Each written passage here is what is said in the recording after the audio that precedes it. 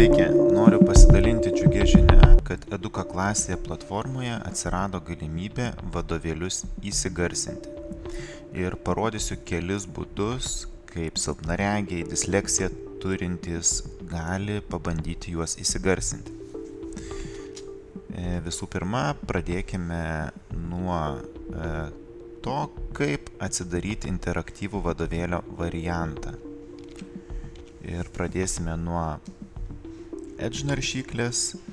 Tai yra pats paprasčiausias būdas atsidaryti Edge naršyklę, kuri paprastai būna kiekvienam Windows kompiuteryje, susirasti jums tinkamą vadovėlį, jį atsidaryti, pasirinkti norimą skyrių ir atsidaryti atvartą.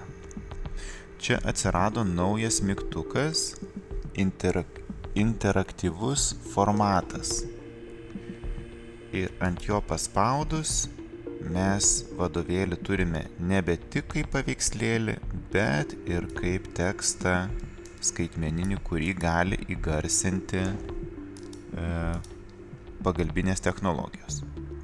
Ir Edge naršyklėje pačiame viršuje, dešinėje pusėje yra mygtukas A raidelė su garso bangele. Jį paspaudus Vandens bendrijų kaita.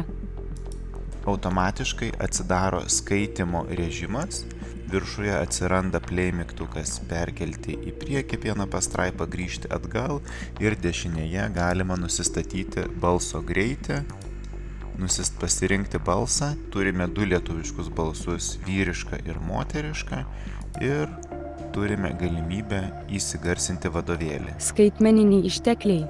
Apibūdinsime vandens bendrijų kaitą. Aptarsime veiksnius spartinančius vandens bendrijų kaitą. Tirsime, kokie augalai auga pakrantėse. Vandens telkiniai, kaip ir tankus miškai, nuo seno domino ir baugino žmones.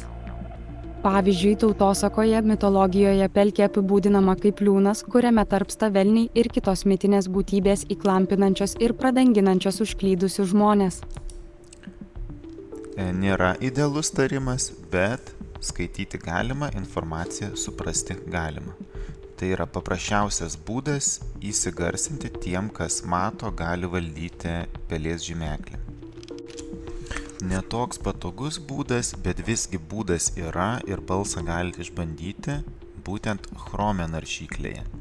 Vėlgi įgalinam interaktyvų variantą ir tuomet einam į naršyklės dešinį viršutinį kampą, kur matome 3 taškiukus. Juos paspaudus meniu susirandame daugiau įrankių. Pasirenkame skaitimo režimas. Viršuje galime nusistatyti balso greitį, pasirinkti balsą. Čia turime tik vieną lietuvišką balsą. Ir šitas skaitimo režimas veikia tuomet, kai mes pažymime tekstą ir paspaudžiam play mygtuką. Atgal, jūs naudojate šiuo metu aktyviai tobulinamą interaktyvę, jei pasigeb pildyti interaktyvus 30 vandens bendrijų kaita, skaitmeniniai ištekliai, moks, link bei apibūdinsime vandens bendrijų kaitą, aptarsime veiksnius spartinančius vandens bendrijų kaitą, tirsime, kokie augalai auga pakrantėse, vandens telkiniai kaip ir tankus miškai, nuo seno domino ir baugino žmones, pavyzdžiui, tautosakoje mitologijoje pelkė apibūdinama kaip liūnas, kuriame tarpsta velniai ir kitos mitinės būtybės, įklampinančios ir pradanginančios užklydusius žmonės, kas yra pelkės ir kaip jos susijusios su giliais ežerais ir gūdžiais miškais, kaip kinta vandens bendrijos. Aiškinamės. Prisiminkite, kokie organizmai gyvena vandens telkiniuose. Vandens bendrijų 38 puslapis. Vandens bendrijų.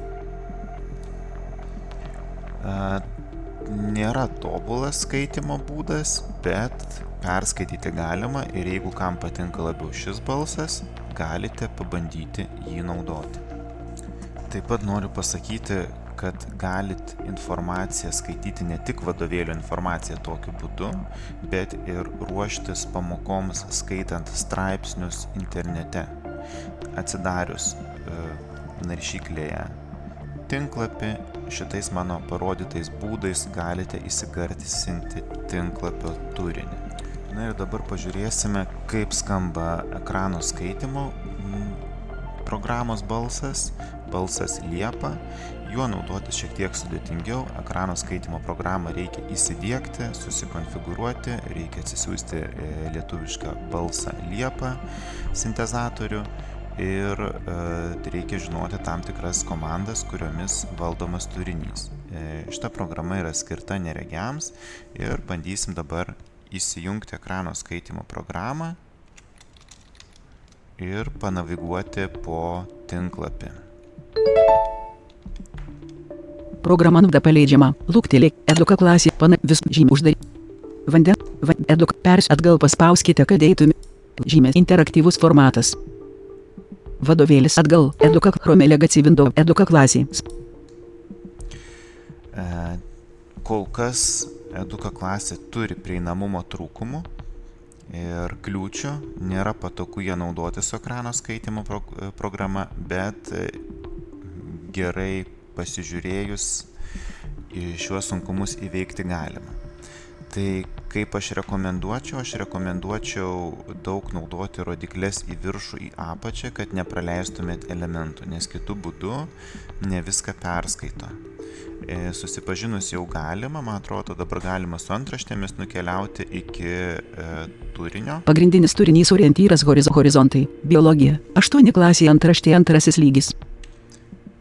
Ir dabar su rodyklėmis galime keliauti žemyn ir pasirinkti mums tinkamą temą. Antraštė 2 lygis spustelėti NASA vienas organizmą ir aplinka. Spustelėti NASA ekologija. Spustelėti NASA ekologijos struktūriniai lygmenys. Spustelėti NASA populiacija. Spustelėti NASA tarprūšiniai santykiai. Spustelėti NASA sausumos bendrijų kaita. Tarkim, pasirenkam sausumos bendrijų kaita. Ir tuomet reikėtų berods keliauti su nuorodu K klavišu. Source paveikslas teorija sausumos bendrijų kaita antraštė 3 lygis publications. Ir tada spaudžiam Enter. Eduka klasė. Spustelėti NASA iškab. Čia paprasčiausia būtų vėl su nuorodų klavišu spausti berods 7 ar 8 kartus, kol nueisime prie mygtuko interaktyvus formatas. Sąrašas biblioteka spustelė pagrindinė biblioteka horizont vadovėlis atgal sait ankstesnė kita medžiaga sąrašas vienas šitame interaktyvus formatas saitas. Čia galim spausti tarpo klavišą.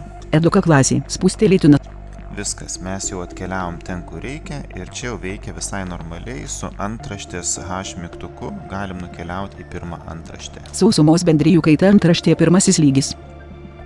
Sąrašas 5 punktas apibūdinsime sausumos bendrijų kaitą. Punktas aptarsime daugiametę bendrijų kaitą. Punktas paaiškinsime, kaip sausumos bendrijos kinta dėl žmonių veiklos. Punktas apibūdinsime, kaip kinta sausumos bendrijos skirtingais metų laikais. Punktas stebėsime, kaip kinta sausumos bendrija dėl metų laikų kaitos. Pasižiūrėkime, ar dar yra antraščių. Kaip kinta sausumos bendrijos. Antraštė 2 lygis. Kaip sausumos bendrijas keičia metų laikai. Antraštė 2 lygis. Stebime sezoninę bendrijos kaitą. Antraštė 2 lygis. Tolimesnių antraščių nėra. Ir dabar, jeigu mes norime pereiti į kitą skyrių, nėra labai lengvo būdo. Galimi keli variantai. Arba tiesiog paspausti naršyklės mygtuką atgal, arba eiti į patį viršų. Pildyti formas interaktyvus formatą. Išjungti interaktyvų variantą. Ir tuomet eiti iki nuorodos. Atgal ankstesnė medžiaga saitas. Kita medžiaga saitas. Kita medžiaga. Eduka klasė. Spustė. Ir tuomet atgankskit sąrašas vienas šit interaktyvus formatas saitas. Įsijungti interaktyvus formatas. Eduka klasė. Spustelėti NASA saitas atgal. Mygtukas pagalba. Eduka klasė dokumentas. Saitas Eduka klasė. Vandens bendrijų kaita antraštė 1 lygis. Punktas apibūdinsime vandens bendrijų kaitą. Punktas aptarsime veiksnius, spartinančius vandens bendrijų kaitą. Punktas tirsime, kokie augalai auga pakrantėse. Moks. Interaktyvus formatas. Saitas Eduka klasė Google Chrome langas. Eduka klasė. Ankstesnė kita medžiaga. Eduka klasė. Iškaba orientyras saitas grup. Pabandom dar šitą skyrių įsijungti. Atgangskit sąrašas interaktyvus formatas. Eduka klasė. Spustelėtinas žmonių populiacija antraštė pirmasis lygis. Na va, ir galima tokiu būdu bandyti naviguoti. Tai nėra paprasta, bet įpratus prie šitų sudėtingumų galima atsiminti, kur kas yra. Siūlau išbandyti. Eduka klasės vadovėlius galima taip pat skaityti tiek planšetinėme kompiuteryje, tiek mobiliajame telefone. Turintiems Android įrenginius, aš čia turiu senesnę Samsung planšetę, rekomenduoju įsijungti funkciją teksto ištarimas. Šią funkciją dažniausiai galima rasti nustatymuose, pritaikymas neįgaliesiems. Pas mane jinai yra prie įdiegtos programos ar panašiai vadinasi ir teksto ištarimas. Aš išsikėliau tokį skraidantį mygtuką, kurį galima bet kur nusitempti, ir galime atsidaryti Eduka klasę, pasirenkam vadovėlį, atsidarom vadovėlio atvartą. Išties su šiuo įrankiu galima skaityti ir tekstą nuotraukose, tiesiog jisai bus klaidingai atpažintas, nes kartais nepakanka raiškos arba tiesiog netiksliai atpažįsta tekstą. Dėl to visada yra geriau, kai mes turime normalų skaitmeninį tekstą, kurį va dabar ir įsijungiame, ir naudojimas yra labai paprastas. Jis tinka ir vyresnio amžiaus žmonėm, ir silpnaregiam, ir disleksiją turintiem. Nereikia daug ko išmanyti. Tiesiog turime mygtuką, ant jo paspaudžiam ir apibraukiam tekstą, kurį norim, kad skaitytų. Kas yra ekologija? Ekologija yra viena svarbiausių šių dienų temų, kuriamos su ekologija susijusios televizijos laidos. Rašomi straipsniai, rekomenduojama vartoti ekologiškus produktus. Dalis žmonių žodį ekologija sieja su elektromobiliais, kiti su tvariu vartojimu, o tretiems tai gamtos švarinimo akcijos pavasarį. Kas jūsų manimu yra ekologija? AIHKNAS. Žmonės Taip. Tai galima čia reguliuoti kalbėjimo garsą, kalbėjimo greitį ir panašiai. Ir prie balso išvesties irgi galima šitos parametrus reguliuoti. Tai va, tai tokiu būdu vėlgi galime skaityti skaitmeninį turinį. Senovės graikų filosofai rašė apie organizmų tarpusavio ryšius, klimato poveikį augalams, gyvūnams, ligas, kurias sukelia netinkama mityba, gyvenimo būdas ir sąlygos. Žinios apie gyvuosius organizmus, jų paplitimą, tarpusavio ryšius ir sąveiką su negyvąja gamta, tai dirvožemis, krituliai ir ką tapo ekologijos mokslo pagrindu. Pirmasis terminą ekologija 1866 pavartojo vokiečių biologas Ernstas Haeckelis Ernst Haug. Pasak jo, ekologija tai galima susilėtinti.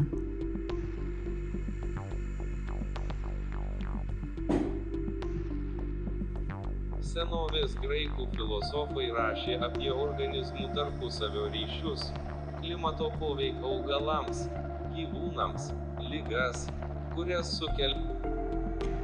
Taip, tai yra sintetinis balsas, jis yra robotinis, bet smegenys po kurio laiko įpranta ir kreipia dėmesį į informaciją. Tai labai rekomenduoju išbandyti ir ruoštis pamokoms lengviau.